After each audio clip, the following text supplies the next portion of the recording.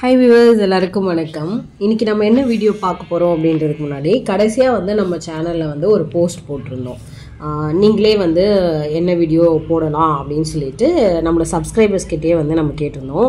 நம்ம சேனல்ல கிட்டத்தட்ட 9000 சப்ஸ்கிரைபர்ஸ் இருக்காங்க. ஆனா ஒரு 14 பேர் தான் வோட் பண்ணியிருந்தாங்க. இருந்தாலும் அவங்க சொன்னது தான் நம்ம இப்போ பார்க்க போறோம். ஸோ முதல்ல மாடு மடிநோய்க்கான தீர்வு போடலாமா அப்படின்னு கேட்டிருந்தேன். மாடு பண்ணை அமைக்க தேவையான பொருட்கள் என்ன அப்படின்னு கேட்டிருந்தேன். மாடு வாங்க அரசால் வழங்கப்படும் மானியம் என்ன போடலாமா அப்படின்னு கேட்டிருந்தேன். கடைசியாக பார்த்தீங்கன்னா மாடு வளர்ப்பில் ஏற்படுற சவால்கள் என்ன அப்படின்னு கேட்டிருந்தேன். ஸோ இந்த போட்ட ஓட்டில் பார்த்தீங்கன்னா நிறைய பேர் ஒரு 57% பேர் கேட்டது மாடு வளர்ப்பில் ஏற்படுற சவால்கள். ஸோ அதை தான் இப்போ நம்ம வீடியோவாக பார்க்க போகிறோம். ஸோ இந்த கால்நடை வளர்ப்பில் நமக்கு என்னென்ன சவால்கள் இருக்குது அப்படின்றது தான் பார்க்க போகிறோம். அதை எப்படி நம்மளை கையாளணும் அப்படின்றது தான் இந்த வீடியோவில் நம்ம பார்க்க போகிறோம். ஸோ இந்த மாடு வளர்ப்பில், அதாவது இந்த கால்நடை வளர்ப்பில் நீங்கள் பண்ணையாக வளர்த்தாலும் சரி, இல்லை ஒரு சிறிய அளவில் நீங்கள் வளர்த்தாலும் சரி, கிட்டத்தட்ட ஒரு 10 விதமான சவால்கள் இருக்குது. இது என்னென்ன அப்படின்றத நம்ம ஒன்று ஒன்றா பார்க்கலாம். சரிங்களா? முதல் சவால் என்ன அப்படின்னு கேட்டிங்கன்னா முதலீடு. எந்த ஒரு தொழிலையுமே நம்ம முதலீடே நமக்கு ஒரு பெரிய சவால் தான் இல்லையா? அதுலேயும் இந்த கால்நடை வளர்ப்பில் பார்த்தீங்கன்னா நீங்கள் மாடு வாங்குறதுக்கு ஒரு முதலீடு போடணும். நீங்கள் என்ன மாடு வாங்குறீங்கன்றதை பொறுத்து உங்கள் முதலீடே அந்த அதிகமாகும். ஏன்னா நீங்கள் நாட்டின மாடு வாங்குறீங்களா, இல்லை ஹைப்ரிட் மாடு அதாவது கறவையை பொறுத்து 4-5 லிட்டர் கறக்கிற மாடு வாங்கினீங்கன்னா ஒரு ரேட்டாக இருக்கும். 10-15 லிட்டர் கறக்கிற மாடாக இருந்தால் அது ஒரு ரேட்டாக இருக்கும். இல்லை 20-25 லிட்டர் கறக்கிற மாடுனா அதோடைய விலை அதிகமாக இருக்கும். ஸோ அந்த விலையை அந்த கறவையை பொறுத்து உங்களுக்கு விலையும் மாறும், இனத்தை பொறுத்தும் விலை மாறும். அதே மாதிரியே முதலீடுன்னு பொறுத்த வரைக்கும் மாடு வாங்குறது மட்டும் முதலீடு கிடையாது. மாடுகளுக்கு தேவையான கொட்டகை, உபகரணங்கள், தீவன செலவு, இது எல்லாமே முதலீடு தான் இல்லையா? வந்த உடனே மாடை கறந்து பால் எடுத்து சம்பாதிக்க முடியாது. ஸோ மாடு வந்ததுக்கு அப்புறம் நீங்கள் அந்த கொட்டகை செலவு இருக்கு. நீங்கள் என்ன மாடு வாங்குறீங்களோ அதை பொறுத்து நீங்கள் கொட்டகை வடிவமைக்கணும். ஸோ அதனால அதிகப்படியான கறவை உள்ள மாடு அப்படின்னு பார்த்தீங்கன்னா உங்கள் கிளைமேட்டுக்கு ஏற்ற மாடா அப்படின்னு நீங்கள் பார்க்கும்போது அதுக்கு ஏற்ற மாதிரியான கொட்டகை, உபகரணங்கள், இந்த மேட்டு வாங்குறது, இல்லை நீங்கள் தீவனமே அதுக்கு ஏற்ற மாதிரியான தீவன செலவு இருக்கும். அதே மாதிரி கறவை அதிகமாக இருக்கும்போது கை கறவை முடியாது. அப்போ நீங்கள் அந்த கறவை அந்த இயந்திரம் வாங்கணும். ஸோ இந்த மாதிரி நிறைய சின்ன சின்ன எக்யூப்மெண்ட்ஸ்லாம் நிறையா இருக்குது பண்ணைக்கு தேவையானது. அப்போ அது எல்லாமே ஒரு முதலீடாக தான் இருக்கும். அப்போ இந்த முதலீடுன்னு பார்த்தீங்கன்னா அதிக ஒரு குறைஞ்சபட்சமே ஒரு 2 மாடு வாங்கி நீங்கள் முதலீடு போடணுனாலே இப்போ இருக்க காலகட்டத்தில் 3 லட்சம் இல்லாமல் பண்ண முடியாது. அப்போ அதுக்கேற்ற மாதிரி நீங்கள் அதிகப்படியாக போகும்போது இன்னுமே உங்களுக்கு அதிகமாக ஆகும். ஸோ அது எல்லாமே முதல் சவாலே நமக்கு முதலீடு தான். சரிங்களா? அடுத்து ஸோ அந்த சவாலை நீங்கள் எப்படி சமாளிக்கலாம் அப்படின்னா நீங்கள் அரசாங்க திட்டங்களோ இல்லை மானியங்களோ இல்லை கம்மியான வட்டியில் அரசாங்கம் கொடுக்குற கடன்கள், இந்த மாதிரி ஏதாவது வாங்கினீங்க அப்படின்னா ஓரளவு உங்களால் சமாளிக்க முடியும்.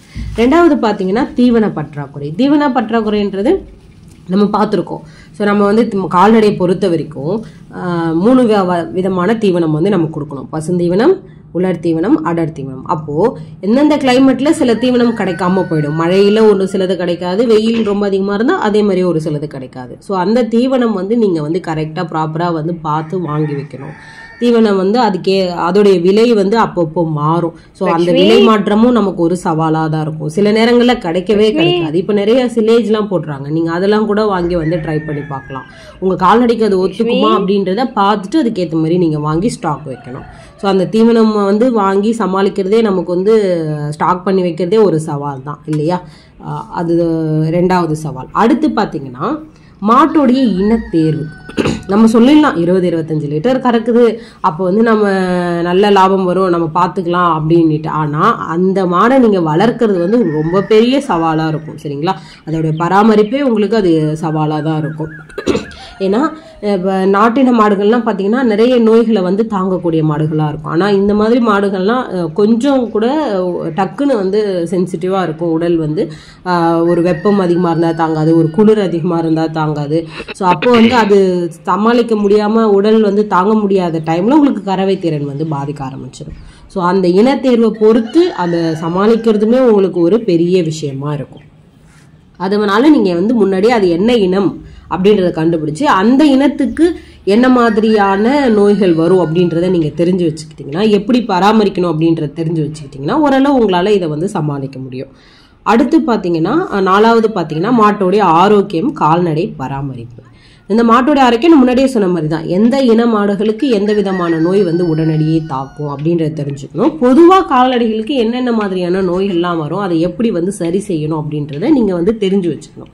இதை தெரிஞ்சு வச்சுக்கிட்டிங்கன்னா உங்களால் இதை வந்து ஓரளவு சமாளிக்க முடியும்.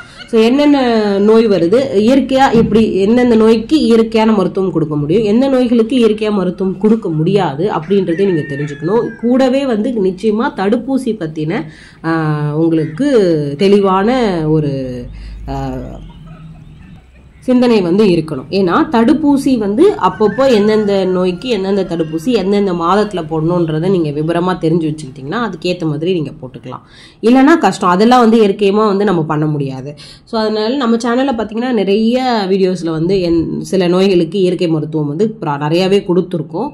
நான் எல்லாமே பார்த்தீங்கன்னா நல்லா வந்து வேலை செய்கிற ஒரு மருந்து தான். அது வந்து எங்களுடைய எக்ஸ்பீரியன்ஸில் நாங்கள் பார்த்து அதை சரி செஞ்சு அது சரியான மருத்துவம் தான் நான் உங்களுக்கு கொடுத்துருப்பேன். அது எல்லாமே நீங்கள் பார்த்து கூட நீங்கள் தெரிஞ்சுக்கலாம். அதே மாதிரியே வேக்சினும் வந்து ஒரு சிலது சொல்லியிருப்போம். இதுக்கப்புறம் வந்து ரெகுலராக சொல்கிறோம் எப்படி எப்படி வேக்சின் போடணும்னு. முக்கியமாக உங்களுக்கு அருகாமையில் இருக்கிற ஒரு கால்நடை மருத்துவரை தெரிஞ்சு வச்சுக்கிறது நல்லது. அடுத்து 5வது பார்த்தீங்கன்னா தொழிலாளருடைய செலவு. தொழிலாளர் செலவு அப்படின்னா இப்போ நம்ம முதலீடு செய்யறது ஒரு செலவு. அதாவது ஒரு மாடோ 2 மாடோனா நீங்கள் பார்த்துக்க முடியும்.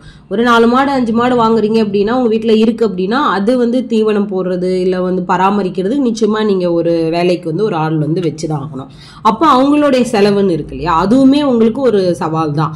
ஏன்னா கறவை எப்படி இருக்கோ அது வந்தாலும் வராட்டாலும் நீங்கள் வந்து பராமரிக்கிறதுக்கு நீங்கள் அது உங்களுக்கு சம்பளம் கொடுக்கணும். ஸோ அதுவுமே நீங்கள் அதுக்கேற்ற மாதிரி நீங்கள் பார்த்து அமைச்சுக்கணும். அது நீங்கள் தான் உங்கள் ஏரியாவில் எப்படி இருக்கோ அதை பார்த்து நீங்கள் வந்து சரி செஞ்சுக்கணும்.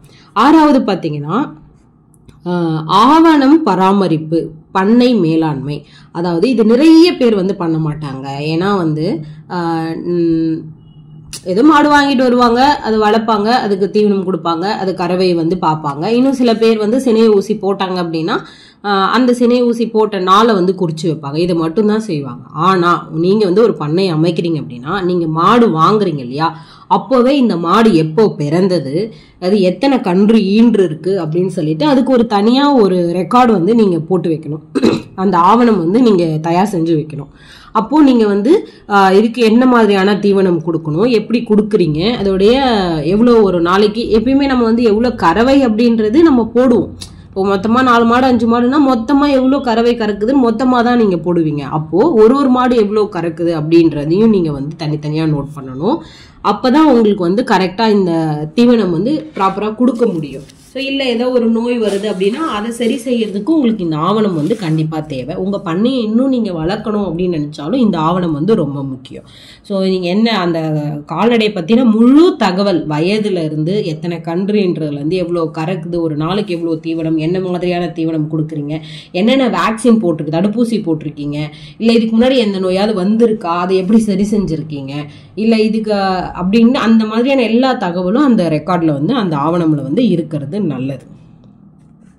அடுத்து பார்த்தீங்கன்னா 7வது வந்து சந்தைப்படுத்துதல். நம்ம இவ்வளோ தூரம் பார்த்தோம். இந்த முதலீடு பண்ணுறீங்க, தீவனமாக பராமரிக்கிறீங்க, அந்த மாட்டோடைய பராமரிப்பு பார்க்குறீங்க, செலவு பார்க்குறீங்க, இது எல்லாத்தையுமே தாண்டி நீங்கள் வந்து வருமானத்துக்குன்னு பண்ணும்போது அந்த பாலை வந்து நீங்கள் சந்தைப்படுத்தணும்.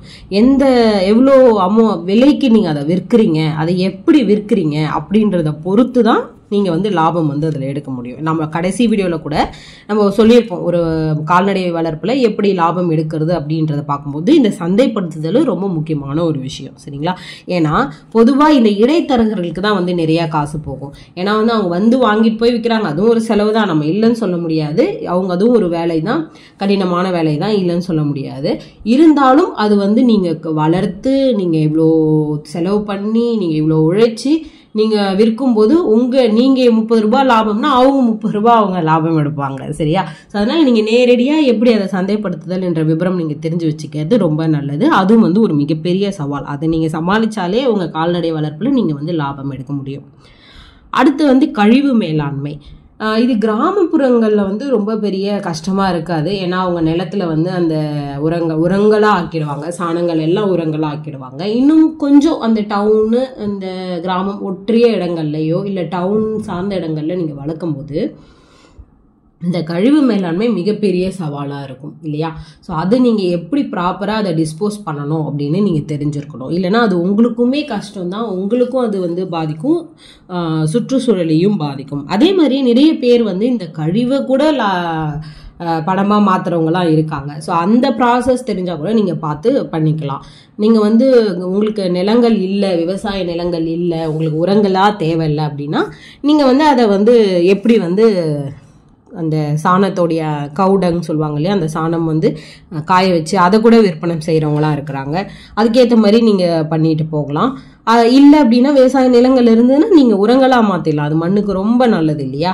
அதனால அதை பற்றி நீங்கள் கவலைப்பட வேண்டாம்.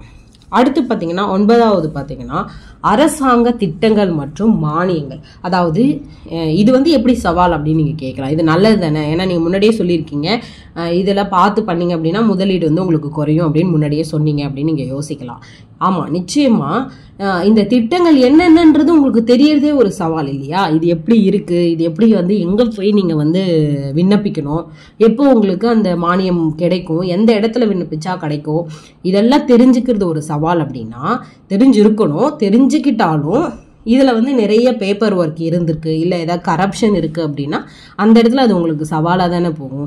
நீங்கள் அவங்களுக்கு காசு கொடுக்கணும், இவங்களுக்கு காசு கொடுக்கணும், அப்போ தான் உங்களுக்கு அந்த காசு வரும் அப்படின்னும் போது அப்போ அது ஒரு பெரிய சவாலாக தான் இருக்கும் இல்லையா? ஸோ இதை சமாளிக்கிறது ஒரு சவாலாக இருக்கணும். முதல்ல அந்த திட்டங்களை தெரிஞ்சு வச்சுக்கிறதுனும் அதுக்கப்புறம் தான் வந்து நம்ம அதை வந்து சமாளிக்க முடியும். ஸோ நம்ம சேனலில் இதுக்கப்புறம் வந்து ஒரு ஷார்ட்டாக வந்து சின்ன சின்ன வீடியோஸாக நான் வந்து அரசாங்க திட்டங்கள், மானியங்கள் எல்லாத்தையுமே சார்ந்தது தான் வந்து நான் இப்போ போடுறேன். இதுக்கப்புறமும் போடுவேன், சரிங்களா? என்னென்ன திட்டங்கள் இருக்குது, அதை வந்து எப்படி நீங்கள் அந்த மானியம் வந்து எங்கே விண்ணப்பிச்சு வாங்கலாம் அப்படின்றத வந்து நம்ம போடுவோம். ஸோ நீங்கள் சப்ஸ்கிரைப் பண்ணி வச்சுக்கிட்டீங்க அப்படின்னா உங்களுக்கு நோட்டிஃபிகேஷன், அந்த பெல்லையும் வந்து பெல் ஐக்கானையும் நீங்கள் கிளிக் பண்ணிக்கிட்டீங்க அப்படின்னா உங்களுக்கு நோட்டிஃபிகேஷன் வந்ததுன்னா நீங்கள் போய் பார்த்துக்கலாம் இல்லைங்களா? இல்லை அப்படின்னா நீங்கள் ஃப்ரீயாக இருக்கும்போது நம்ம சேனலை ஓப்பன் பண்ணி பார்த்து தெரிஞ்சுக்க வேண்டியதுதான். 10வது விஷயம் வந்து இப்போதைக்கு ஒரு பெரிய சவாலா அப்படின்னு நம்ம சொல்ல முடியாது. சில இடங்கள்லையும் அது சவால் தான். தண்ணீர் பற்றாக்குறை, தீவன பற்றாக்குறை மாதிரி தண்ணீர் பற்றாக்குறையும் ஒரு மிகப்பெரிய சவால் தான். ஏன்னா நமக்கே தண்ணி கிடைக்கிறது கஷ்டமா இருக்கு இல்லையா? அந்த மாதிரி கால்நடைகளுக்கும் தண்ணி வந்து சவாலாக தான் இருக்கும். சில இடங்கள்ல தண்ணீர் கிடைக்காம, ஏன்னா மனிதர்களுக்கே சில இடங்கள்ல தண்ணீர் கிடைக்கிறது இல்லை. அப்போ வந்து மாடுகளுக்கு எப்படி தண்ணீர் கிடைக்கும், அதுவும் தூய்மையான தண்ணீர் கிடைக்கணும் அப்படின்னா சில இடங்கள்ல அது சவாலாக தான் இருக்கும். அதை வந்து உங்க இடத்துக்கு ஏற்ற மாதிரி தான் நீங்க வந்து அதை சமாளிக்க முடியும்.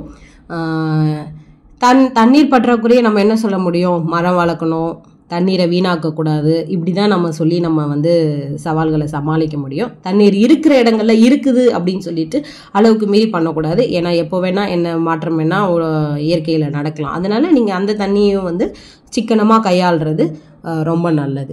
ஸோ இதுதான் 10 விதமான சவால்கள் இந்த கால்நடை வளர்ப்பில் ஒரு பண்ணை அமைக்கிறதுல. இந்த 10 விதமான சவால்கள் என்னென்னு நீங்கள் தெரிஞ்சு வச்சுட்டீங்க அப்படின்னா இதை எப்படி சமாளிக்கணும் அப்படின்றதையும் நீங்கள் ஓரளவு ஒர்க் அவுட் பண்ணி படித்து 4 விஷயம் கேட்டு தெரிஞ்சுக்கணும். சிலது படித்து தெரிஞ்சுக்கணும், சிலது வந்து அனுபவத்தில் தான் தெரிஞ்சுக்க முடியும். இந்த மாதிரி இந்த 10 விதமுமே வந்து ஒரு விதமாக தான் நீங்கள் தெரிஞ்சுக்க முடியும். ஆனால் இது என்னென்ன சவால் அப்படின்னு நீங்கள் தெரிஞ்சிங்கன்னா அதை எப்படி சமாளிக்கிறது அப்படின்றது உங்கள் இடங்களுக்கு ஏற்ற மாதிரி உங்களால் எப்படி சுயமாக அதை வந்து முடிவு செஞ்சு அதை சமாளிக்க முடியுன்ற மாதிரி நீங்கள் பர்சனலாக ஒர்க் அவுட் பண்ணால் மட்டும்தான் அதை வந்து நம்ம இதை பண்ண முடியும். என்னோட எக்ஸ்பீரியன்ஸ்க்கு ஓரளவு இப்படி பண்ணுங்க அப்படின்னு நான் சொல்லலாம். பட் நீங்கள் உட்கார்ந்து இதை ஸ்டடி பண்ணி நீங்கள் ஏதோ ஒரு சின்சியராக சீரியஸாக இதை ஒரு தொழிலாக நீங்கள் தொடங்கணும்னு நினச்சாலோ, இல்லை ஒரு ஆர்வமாக நீங்கள் பண்ணணும்னு நினச்சாலோ இதெல்லாம் ஃபாலோ பண்ணி பண்ணிங்கன்னா நிச்சயமாக வெற்றிகரமாக நீங்கள் உங்கள் பண்ணையை வந்து நடத்த முடியும். ஸோ இதுதான் வந்து என்னுடைய கருத்து. உங்களுக்கு இந்த வீடியோ பயனுள்ளதாக இருக்கும் அப்படின்னு நான் நம்புகிறேன். உங்களுக்கு பிடிச்சிருந்தது அப்படின்னா லைக் பண்ணுங்கள், ஷேர் பண்ணுங்கள். நம்ம சேனலை வந்து நிறைய வீடியோஸ் போட்டிருக்கோம், ஃப்ரீயாக இருக்கும்போது போய் பாருங்கள். கால்நடை மட்டும் கிடையாது, இன்னும் நிறைய தகவல் வந்து நம்ம ஷேர் பண்ணியிருக்கோம், ஜென்ரலான விஷயங்களும் சொல்லியிருக்கோம். உங்களுக்கு போய் பாருங்கள், ஃப்ரீயாக இருந்தீங்கன்னா அதை வந்து உங்களுக்கு அது யாருக்கு பயன்பெறுமோ உங்களுக்கு ஷேர் பண்ணிவிடுங்க. நம்ம சேனல் உழவர் சேனலை சப்போர்ட் பண்ணுங்கள், சப்ஸ்கிரைப் பண்ணுங்கள். மீண்டும் அடுத்த ஒரு நல்ல தகவலோடு உங்களை சந்திக்கிறேன். நன்றி, வணக்கம்.